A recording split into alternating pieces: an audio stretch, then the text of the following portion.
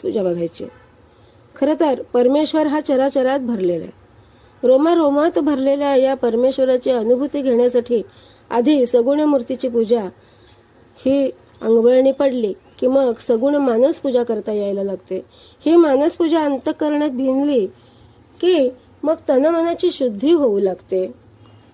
अंतःकरण स्थिर होते. हळूहळू आपल्याला हा परमेश्वर सर्वत्र दिसू लागतो.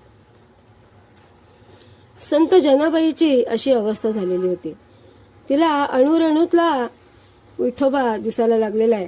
पाणी प्यायला घेतलं तर पाण्यात तो दिसतोय, भाकरीत दिसतोय. झोपायला गेली तर खाली घोंगडीत दिसतोय. ती म्हणते, देव खाते देव पिते देवावरी निजते, देव देते देव घेते देवासवे व्यवहारिते. अशी अवस्था त्या भक्ताला प्राप्त झाली की मग त्याला